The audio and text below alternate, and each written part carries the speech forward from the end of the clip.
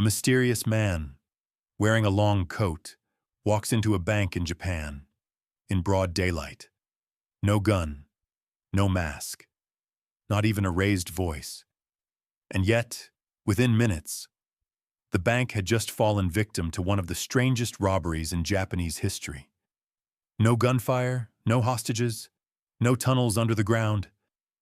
Just a plan so clever, so impossible to predict, that no ordinary mind could have imagined it. A robbery unlike anything the world had ever seen.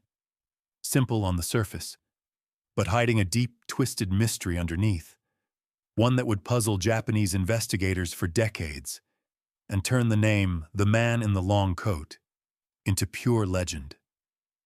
So, what exactly did this man do? And how did he pull off a heist so brilliant it left the entire nation of Japan in shock and disbelief? If you just stumbled on our story by chance, welcome. Here, you'll find thrilling, mysterious, and strange stories from all around the world. Subscribe and be part of the journey.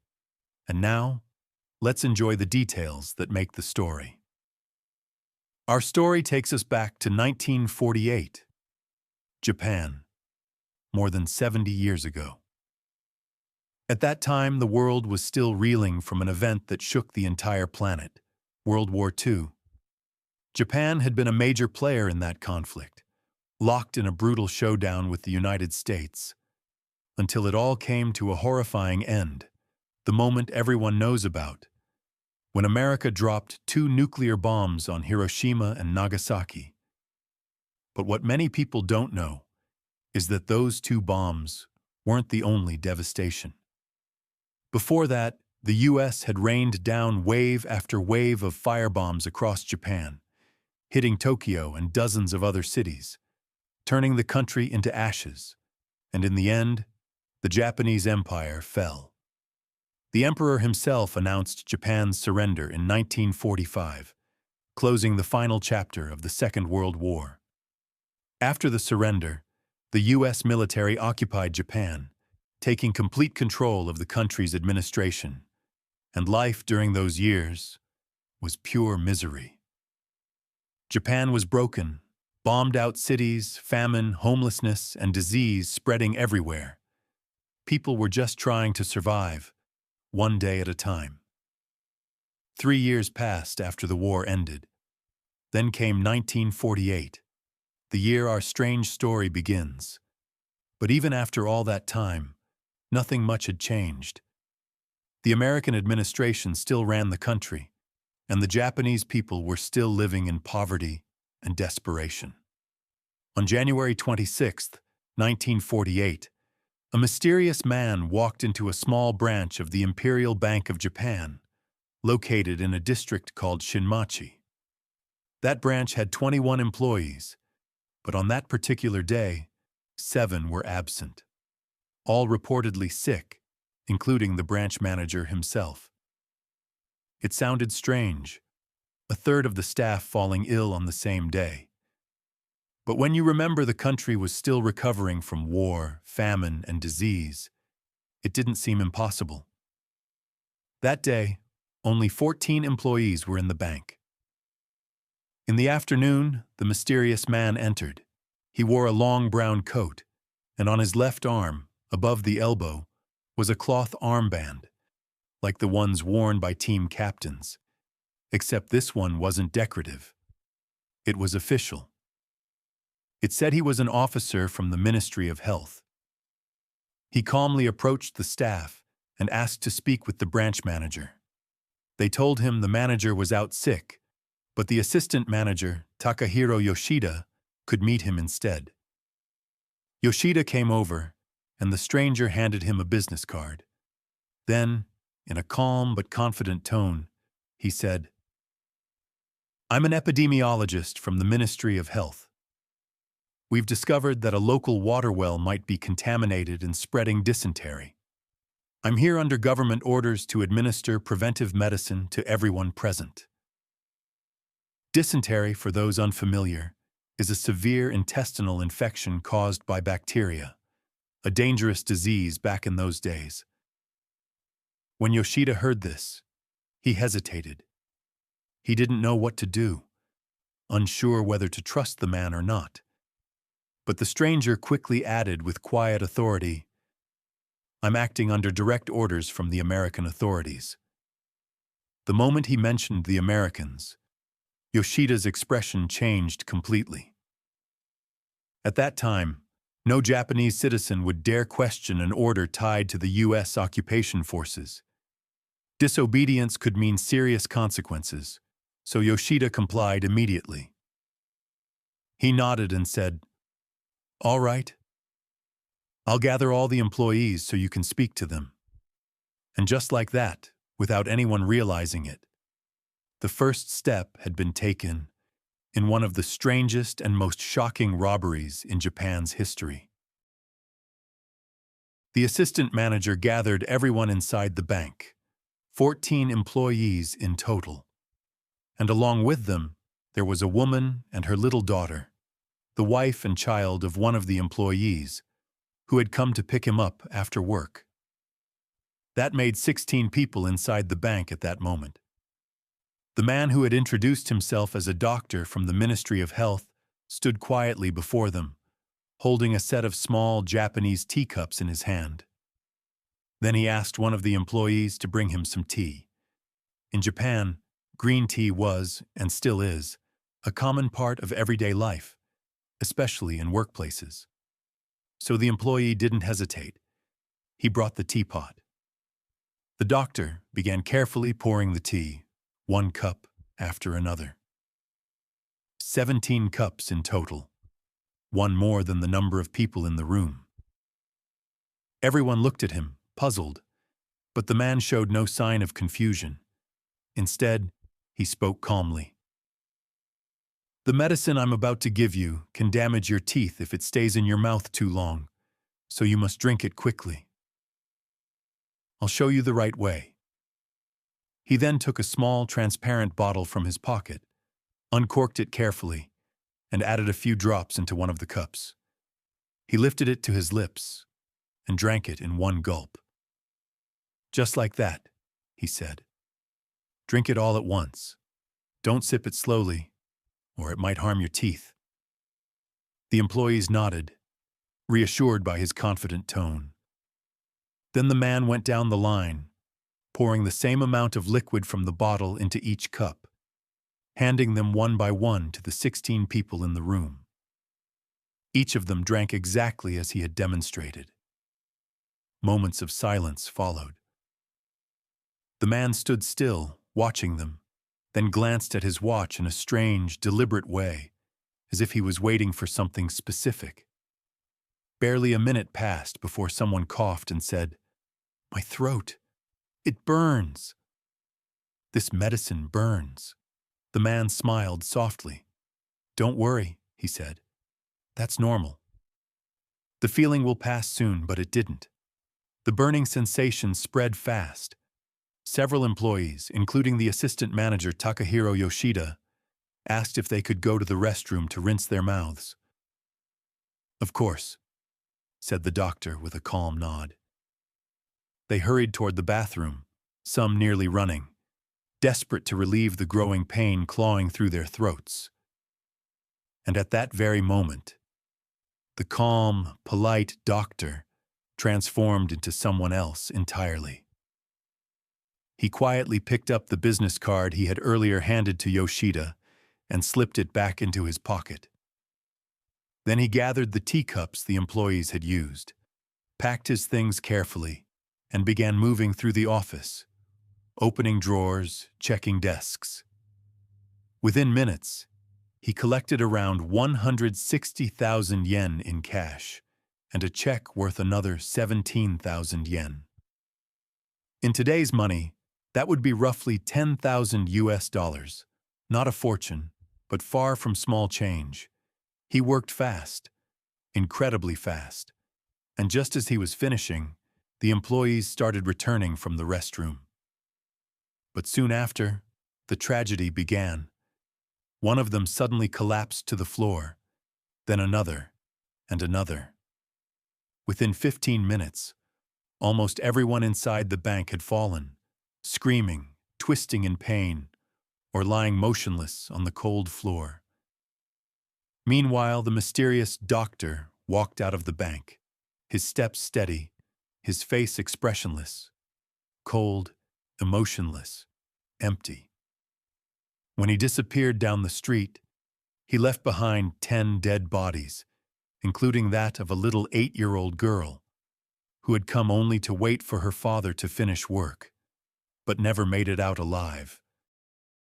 Around 4 p.m. that afternoon, one of the bank employees, who had somehow survived the poisoning, stumbled out into the street, screaming for help. His face was pale, his voice cracked with terror, and the people around him froze, trying to understand what was happening. Within minutes, the police arrived, and what they found inside the bank was horrifying. Bodies sprawled across the floor, teacups scattered everywhere, and a strange, acrid smell hanging thick in the air. Out of everyone who'd been inside, 6 employees were still alive. They were rushed to a nearby hospital, but 2 of them died within hours. That left only 4 survivors out of the 16 people who had been in the bank when the doctor appeared. The very next day, the Japanese police launched a massive investigation. A special team of top detectives from Tokyo's main headquarters was sent to take over the case. Because this wasn't just a robbery, it looked like a perfectly engineered crime, planned with surgical precision and a mind bordering on the diabolical. The first step was to question the 4 survivors, hoping one of them could describe the mysterious man who claimed to be a health official. But their testimonies shocked investigators. They were practically useless. The man, they said, had no striking features at all. No scars, no birthmarks, nothing that stood out. Just an ordinary face, mid-40s to early 50s. The kind of man you could pass on the street and forget seconds later. Then the investigators turned to the crime scene itself, and there they discovered details that only deepened the mystery. First, although the criminal had stolen around 160,000 yen in cash and a check worth 17,000 yen, he had left behind more than 400,000 yen sitting openly inside an unlocked safe right beside the employees' desks. The safe was right there in front of him, wide open, and all he had to do was reach in. But he didn't. He ignored it completely. That single choice left investigators utterly confused. Sure, they could have argued he was in a hurry or panicked, but that didn't add up. The man had spent nearly 15 full minutes inside the bank, moving calmly, methodically, without the slightest sign of fear or rush. So why walk away from the bigger pile of money right in front of him? Was robbery really his goal? Or was there something deeper, something more deliberate behind this act? Then came the next riddle, one even harder to explain. How did the killer drink from the same bottle he used to poison everyone else and survive? All 4 survivors swore that they saw him do it. He poured the liquid into one of the cups, took a sip, actually swallowed it, and nothing happened. So how? Was the first cup a decoy, maybe filled with harmless liquid? Or did he use some complex chemical trick to fool them? No one had an answer. Among the survivors was Takahiro Yoshida, the assistant manager. He told police that the man had given him a business card, introducing himself as a doctor from the Ministry of Health. Yoshida couldn't recall the exact name printed on it, but he was absolutely certain he had received it with his own hands. When investigators searched the bank for that card, it was nowhere to be found.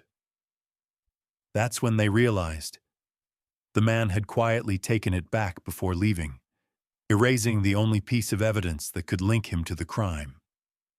It was a move that showed remarkable intelligence and discipline, as if he'd rehearsed every second of his plan, determined not to leave a single trace behind. The investigation pushed forward relentlessly, until finally, detectives caught on to what seemed like their first real lead. The stolen check, the one worth 17,000 yen, had been cashed a few days later at another bank, the Yasuda Bank, just 3 kilometers away from the crime scene. Police rushed there immediately, demanding the records of the person who cashed it. After all, no one could cash a check without providing a name and address. The bank handed over the information, but the moment investigators saw it, their hearts sank. Both the name and address were completely fake, and just like that, the one promising lead they had turned into another dead end. The investigation went on relentlessly, but what the police discovered next was absolutely shocking. While they were desperately searching for any clue that could lead them to the mysterious man, they stumbled upon something completely unexpected. 2 earlier incidents carried out in exactly the same way, at 2 different banks. The same man, wearing the same long brown coat, using the same trick. He had walked into both banks claiming to be a doctor from the Ministry of Health, sent to vaccinate the staff against a dangerous disease said to be spreading in the area. The first incident happened in October 1947, about 3 months before the infamous crime that would later shock all of Japan. That time, the mysterious man entered a small bank branch called Sudoha Bank, located just 10 kilometers away from the main crime scene. He went straight to the branch manager, introduced himself as a doctor, and explained that a deadly disease was spreading through the city, and that he'd been ordered to give the employees preventive medicine. The manager, having no reason to doubt a government official, gathered all the staff as requested. The doctor handed out small doses of what he called medicine and told everyone to drink it. But there was something strange about him. He kept glancing at his watch again and again, his face tight with tension, as if he were waiting for something specific to happen. 10 minutes passed. Nothing happened. Then the doctor suddenly relaxed, smiled coldly, and said, "Good. Seems the medicine worked perfectly. Thank you for your cooperation." He calmly packed up his things and left the building. Since no one was harmed and nothing unusual occurred, the bank didn't report the incident. But later, investigators realized the chilling truth. That moment was his first experiment. He had been testing the poison he would later use in the major crime. It simply hadn't been potent enough yet, so the employees survived. The second incident happened on January 20th, 1948, just 1 week before the fatal heist. This time, he went to a branch of Tokyo Bank, once again posing as a doctor. He told the manager that a local family named Oritani had been infected with dysentery, and that the father, Mr. Oritani, had visited the bank that very day. Therefore, he said, the place must be disinfected immediately, and all employees needed to take protective medicine. But the branch manager wasn't easily convinced this time. He wanted to verify the claim, so he went through the customer records himself, and surprisingly, Mr. Oritani did exist, and he really had visited the bank that day, depositing a large sum of money. However, something didn't add up. The address the doctor provided for the Oritani family didn't match the one in the official records. So the manager returned to the man and asked carefully, "Are you sure about that address? It doesn't match what we have on file." The fake doctor hesitated, stammered for a moment, then replied, "Oh, perhaps the ministry staff made a mistake. I'll go back and confirm it myself. I'll return in an hour." He then rushed out of the bank, visibly nervous, And of course, he never came back. That manager had no idea that his cautious question had just saved every single life in that building. Had he believed the fake doctor, that day would have ended in another mass poisoning. Neither of these two events had been reported at the time since no one had been hurt. But for the detectives, they were now clear evidence that these were practice runs, failed rehearsals before the killer perfected his plan. And as they dug deeper, investigators discovered something crucial. In both cases, the suspect had handed the bank manager a business card showing his name and title as a doctor to make his identity appear legitimate. But here's the shocking part. The two cards had different names printed on them. The first card, from the January case, was under the name Dr. Jerry Yamakoti. When police checked the Ministry of Health's records, they found the name was completely fake. The second card, from the October incident, had the name Dr. Matsui Rin. This time, the name was real. Police immediately tracked down and arrested Dr. Matsui Rin. But the man had an unshakable alibi. He'd been attending an official meeting at the time of the crime, confirmed by several witnesses. So, he wasn't the culprit. But he did give the investigators a key piece of information. He told them that his business cards were extremely limited. He had printed only 100 copies. And in Japan back then, business cards were considered formal documents, shared only on specific occasions, usually between people with a legitimate work connection. Even more interesting, Dr. Matsui had a personal habit. Each time he gave someone his card, he would write the date, time, and location on the back. That tiny habit turned out to be the breakthrough the investigators needed. Thanks to that, they were able to trace exactly who had received cards from him.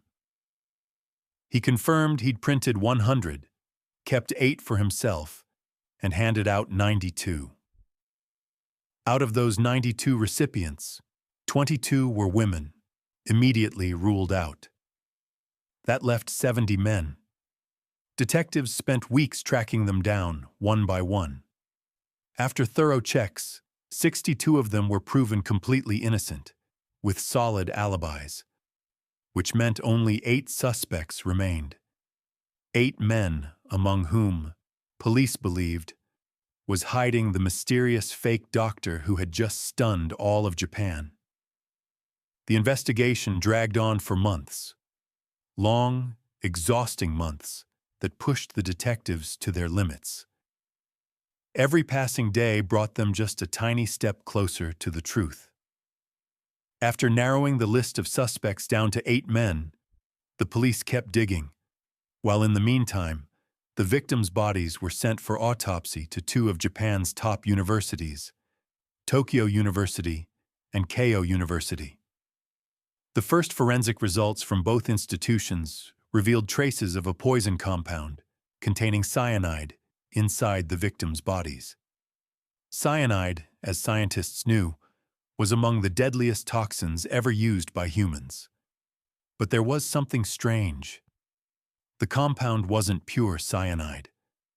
It contained other mysterious substances, ones the researchers couldn't identify at the time. Substances that would later become the key to understanding how the crime was carried out. In short, all they knew back then was that the killer had used a highly complex, lethal poison. But what puzzled investigators even more than the poison itself was how the murderer drank from the same bottle as the victims and survived. The 4 survivors who had witnessed everything swore that the fake doctor drank from the very same bottle he gave to everyone else.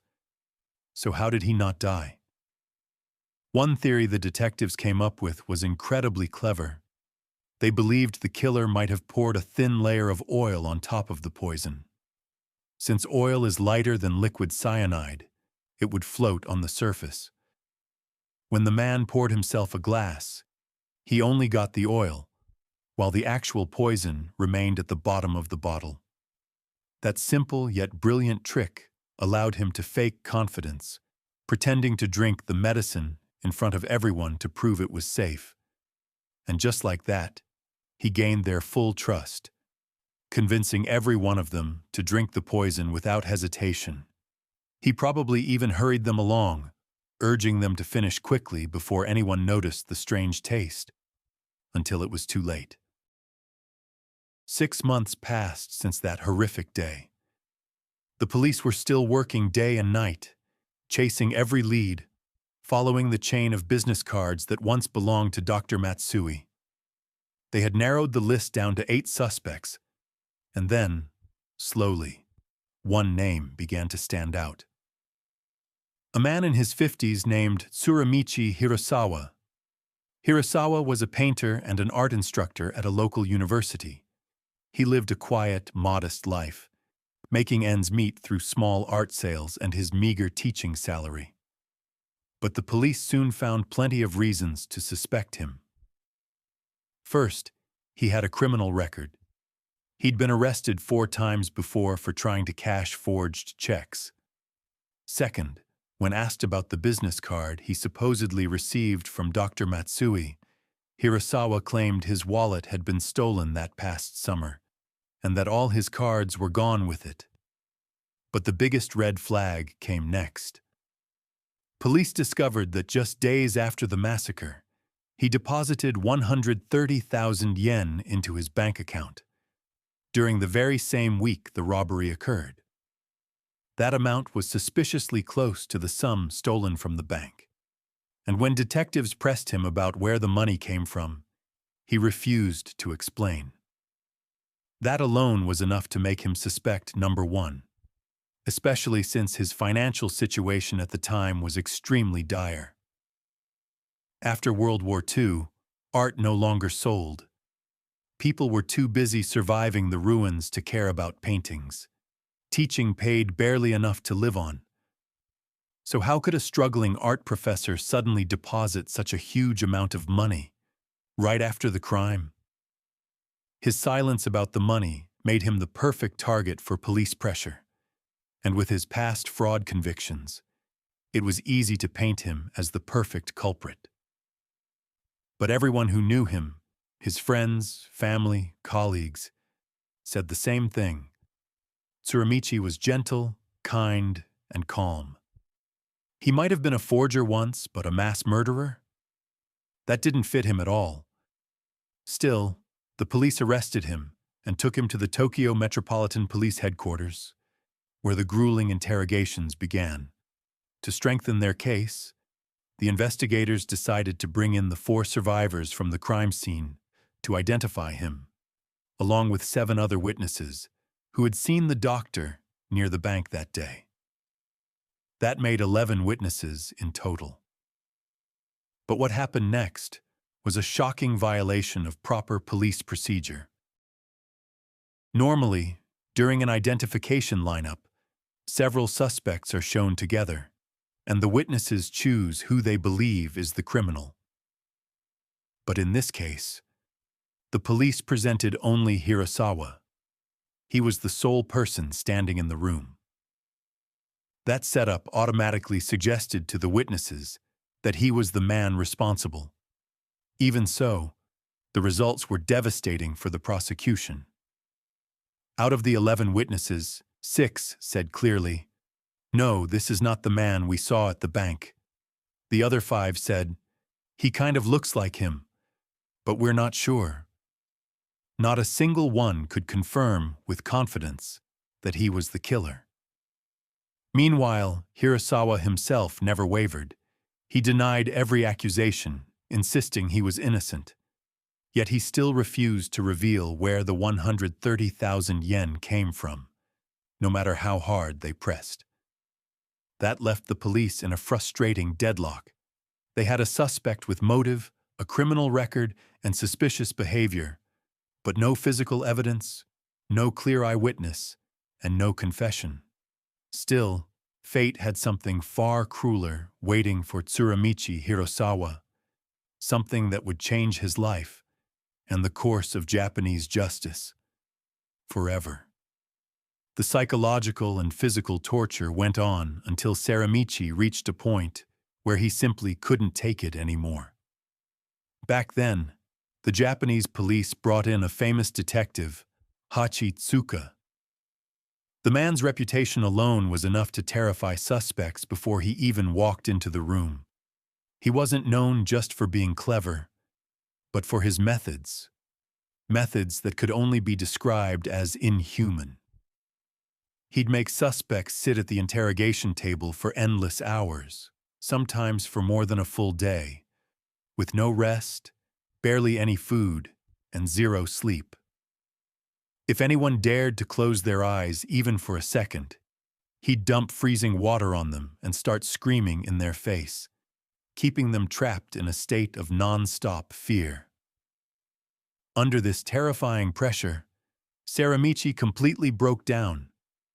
After 3 straight days of torture, he somehow managed to steal a pen from the interrogation room. When they sent him back to his cell, he stabbed himself deep with it, and using his own blood, he wrote one word on the wall: innocent. Luckily, a guard found him just in time. Saramichi was rushed to the hospital, and his life was saved. But his suffering didn't end there. He tried to take his own life 2 more times, once on September 22nd, and again on September 24th, 1948. Each attempt was like a desperate scream for help from a man being destroyed piece by piece. And then, just 3 days after that final attempt, on September 27th, 1948, he finally broke. He confessed to the crime. At first it was only verbal, but a few days later, on October 5th, 1948, they forced a written confession out of him. The police declared that the mystery was solved. The killer had confessed. But what they didn't know was that this confession was born out of pure horror. When Saramichi was brought before the court weeks later, he looked like a ghost, pale, shaken, barely able to focus. He stood before the judges and said, with a broken voice, that he was taking everything back. He said the spoken confession was tortured out of him, and that the written one wasn't even signed by him, that they forged it. Even in his fragile state, Saramichi held on to his innocence. He shouted in court that they were judging him based on lies, that everything written against him was false from the very beginning. But back in those days, saying the word innocent in front of the system was like whispering into a storm. No one was willing to listen. During the trial, a shocking scientific detail came to light, one that completely turned the case upside down. As mentioned earlier, the victims' bodies were sent to 2 different universities for toxicology analysis, Tokyo University and Keio University. But the results were totally contradictory. Tokyo University announced that the poison used was potassium cyanide, while Keio University insisted it was acetone cyanohydrin, a completely different compound, even though both are cyanide-based and deadly to humans. The difference between them, however, was crucial. Potassium cyanide is relatively simple. Anyone with basic chemistry knowledge could prepare it at home. It acts instantly, killing within seconds, often leaving the victim in sudden panic and collapse. Acetone cyanohydrin, on the other hand, is far more complex. It can only be produced in specialized laboratories. Its effect is slower, more torturous. It burns the throat and stomach severely, and death comes only after several minutes of agony. And that matched exactly what witnesses described at the scene. The victims didn't die immediately. They suffered in pain, gasping and trembling before collapsing one by one. So the experts concluded, the poison used in the crime was acetone cyanohydrin. But that raised a terrifying question in court. How could a simple man like Saramichi just a painter with zero scientific background, get his hands on such a sophisticated chemical? Back then, this kind of toxin was only available through one source in Japan, a place wrapped in horror and secrecy. Unit 731. Officially, it was known as the Epidemic Prevention and Water Purification Department, but in reality, it was something far darker, a human experimentation facility run by the Imperial Japanese Army. Inside, unimaginable atrocities took place. Prisoners, mostly Chinese and Soviet captives, were subjected to horrific experiments involving poisons, viruses, and chemical weapons. Scientists there dissected people alive, performing surgeries without anesthesia just to observe how toxins affected the body in real time. It wasn't science. It was organized terror. After Japan's defeat in World War II, military orders demanded the destruction of all Unit 731's records to prevent its leaders from being tried as Class A war criminals. Most documents and laboratories were completely burned. But then came the real twist. The American occupation authorities secretly granted full immunity to all Unit 731 scientists and officers in exchange for their research data. That meant these men, the very ones who carried out monstrous human experiments, walked free.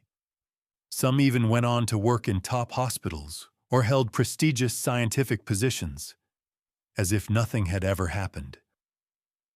And here's where it gets chilling. The poison found in the victims, acetone cyanohydrin, was one of the chemical results of Unit 731's experiments. So, how did the killer get it? Where did he obtain a compound that only someone from inside that secret unit could possess? A new theory started to take shape.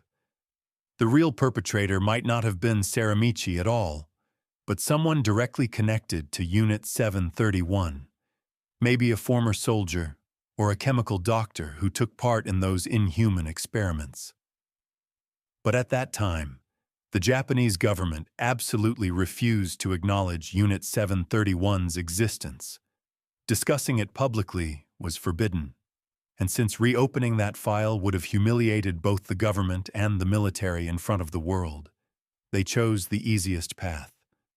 Close the case. Blame Saramichi, no matter what the evidence said. And so, even though Saramichi kept denying his confessions, insisting they were forced out of him through torture, the justice system of that era viewed any confession as absolute proof of guilt. That's how the truth began to be buried. Just like the dark secrets of Unit 731, lost beneath the ashes of war. During the trial sessions, new explanations began to surface, theories the defense used to challenge the very evidence the prosecution had built its entire case on. The two main accusations against Saramichi were his earlier attempt to cash forged checks before the robbery, depositing a large amount of money into his bank account just days after the crime. But the defense came forward with stunning counter-arguments that changed everything. For the first accusation, the forged checks, investigators discovered that years earlier, Saramichi had been bitten by a rabid dog. The infection nearly killed him. After doctors treated him, he fell into a coma that lasted 3 whole months. When he finally woke up, he wasn't the same man. Medical reports revealed that the incident left him with a rare neurological disorder known as Korsakoff syndrome, a condition that damages memory and cognitive control, causing disorientation and strange behavior. According to official medical testimony presented in court, this syndrome explained his past actions, including his involvement with fake checks, as things he might have done without any real awareness or intent. As for the second charge, depositing a large sum of money right after the robbery, the defense offered a much more human explanation. Several relatives testified that Saramichi had been living under terrible financial pressure. At one point, he even resorted to secretly painting erotic artworks and selling them for money just to survive. But since such work was considered scandalous and shameful in Japan at the time, he refused to reveal the source of that money, fearing humiliation. So, the deposit, which seemed suspicious, was nothing more than a tragic coincidence.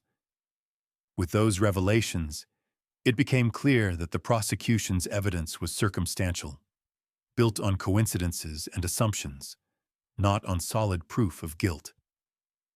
And yet, after a grueling 2-year trial on July 24, 1950, the court delivered its final verdict: guilty. Saramichi was sentenced to death. But then came the twist that shocked everyone. The execution was never carried out. The Minister of Justice, who was supposed to sign the execution order, refused, and so did every minister who came after him. None of them could bring themselves to sign that paper. It was as if every one of their consciences whispered the same thing: this man might be innocent. In Japan, executions are usually carried out within days or weeks after sentencing. But Saramichi's case became one of the rarest exceptions in the nation's history. He remained in prison for over 40 years, suspended between life and death, never executed, yet never granted a retrial. During his long years behind bars, Saramichi was allowed to continue painting. He turned his tiny cell into a sanctuary of color and hope, creating more than 1,300 artworks. His friends and supporters regularly sent him art supplies and even formed a social movement to demand a retrial. But every one of the 20 appeals they filed was denied. Finally, after more than 4 decades in prison, Saramichi died in 1987 at the age of 95, frail, sick, and still proclaiming his innocence. He passed away without ever being given the chance to stand before a fair court again. Although the case was officially closed with Saramichi named as the perpetrator, many journalists, historians, and ordinary Japanese citizens still believe the real mystery was never solved. Even after his death, his supporters continued to fight for his name. The last official request for a retrial was filed in 2015. Over time, many theories have tried to explain what really happened that day. Some claim the crime was linked to remnants of Unit 731, and that the government covered it up to avoid national shame. Others went even further, suggesting it might have been part of a secret American experiment to test poisons obtained from Japanese scientists after the war. But that theory remains far-fetched. No one would stage such an experiment in the middle of a busy Japanese bank. Another theory suggests it was the work of a criminal organization, testing new methods of killing and robbery, especially since the perpetrator had reportedly attempted the same crime twice before finally succeeding. Whatever the truth was, the Teikoku bank poisoning remains one of Japan's strangest and most chilling unsolved crimes. A case where science, war, politics, and tragedy all intertwined. A crime where innocence was buried under the weight of fear and secrecy. And that's how this story ends. A haunting, tragic tale of a man who might have been punished not for what he did, but for what others wanted to hide. If you liked this story, you can also check out the tale of the genius thief who used his brilliance to pull off a bank robbery like no other, or the fake police gang that terrorized an entire city with a plan too insane to believe. Mysterious stories that truly deserve your time. See you in the next one.